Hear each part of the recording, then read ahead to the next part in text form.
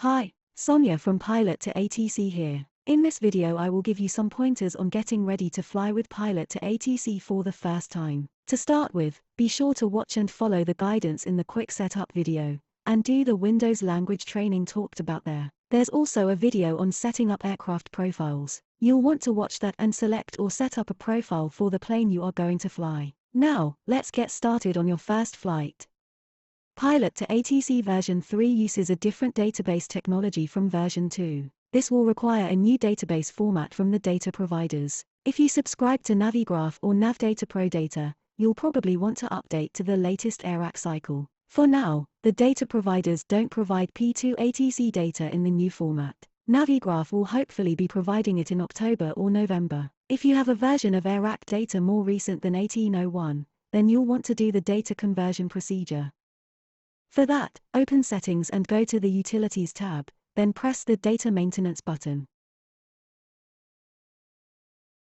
Select the Data Conversion tab. You'll see a button labeled Set File Paths to Default. Pressing that button will set the source and target file paths to the P2ATC version 3 data folder. Use your Navigraph or Navdata Pro Updated to install the update to that folder. If you prefer, you can set the source SQL Server database file to the file in a different location, but just installing the data to the new data folder is probably the best option for most of you. Finally, press the Start button. The progress bar will indicate progress, and after a few minutes, the conversion will be done.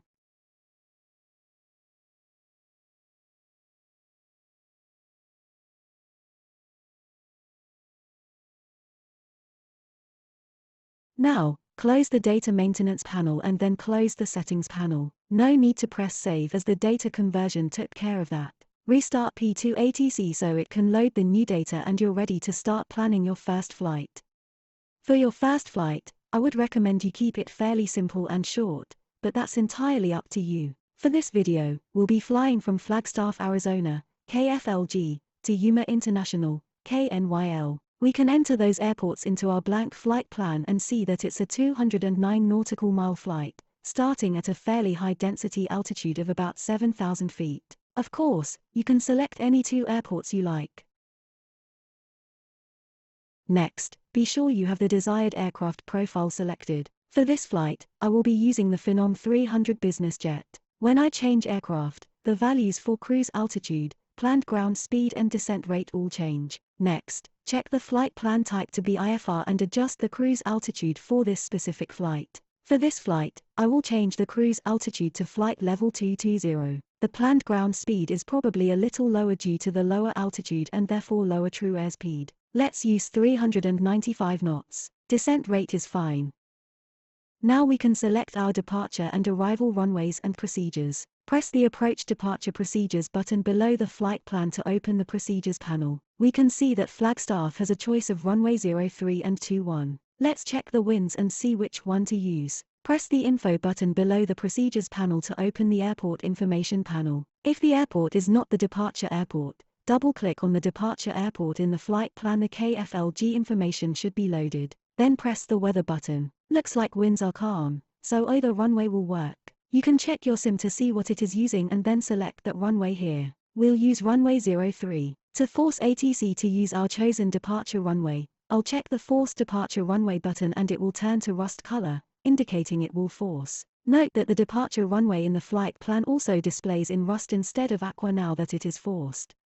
Next, press the Approach button to the left of the map in the Procedures panel. Double-click the arrival airport in the flight plan and the Airport Information panel will switch to KNYL and we can check the weather there. Winds are light and variable, so let's choose a runway that has an ILS we can shoot.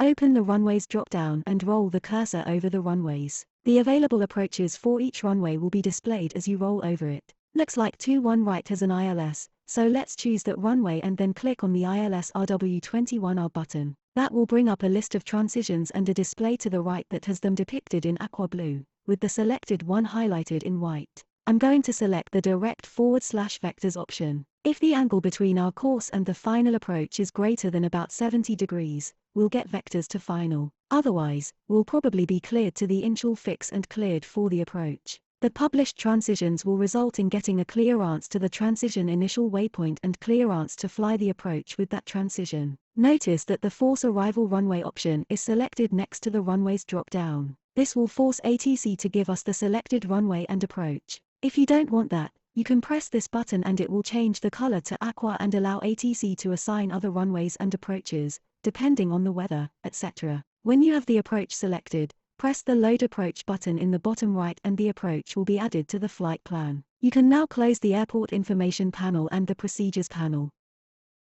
Now let's turn our attention to the Smart Copilot area at the top of the main screen. For your first few flights, I recommend you let the Copilot tune the radios and respond to ATC. Also, you can let them set your transponder. Just press each of the 3 buttons in the Copilot options area to make them all selected and displayed with the aqua border. At the very top of the window, in the Copilot Requests area, you can uncheck the small button with a Copilot icon so that you will get simple phrases without having to choose what phrase to use. To the right of that, make sure the Display Speech and Display Responses buttons are selected. Border is aqua. This will give you the most assistance in terms of visual speech cues in the area to the right.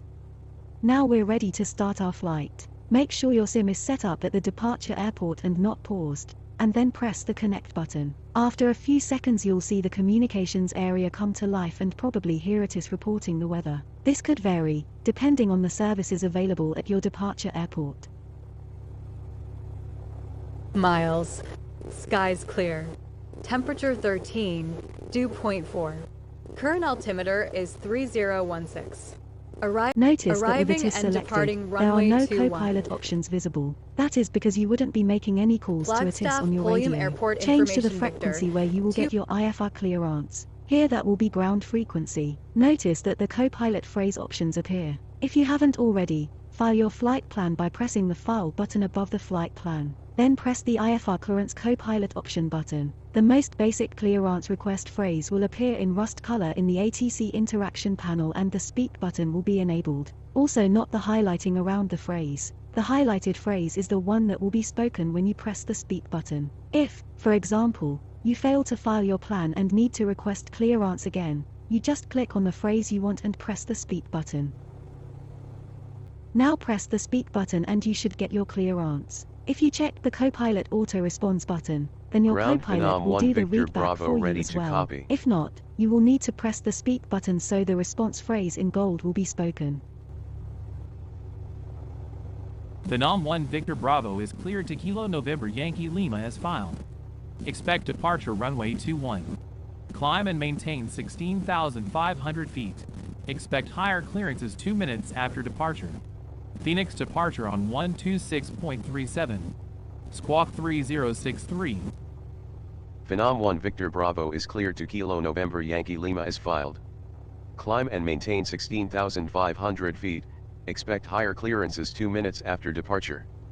Phoenix departure on 126.37. Squawk 3063. Phenom 1 Victor Bravo read back correct altimeter 3016, let us know when you're ready to taxi. Altimeter 3016 Phenom 1 Victor Bravo.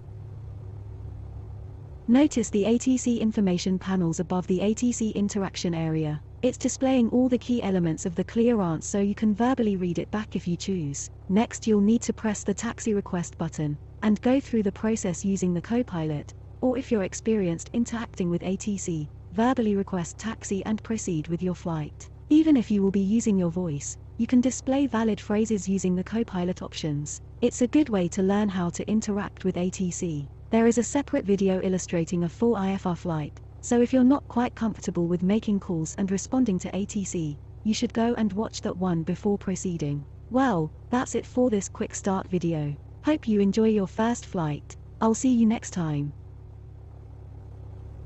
Ground Phenom 1 Victor Bravo ready to taxi.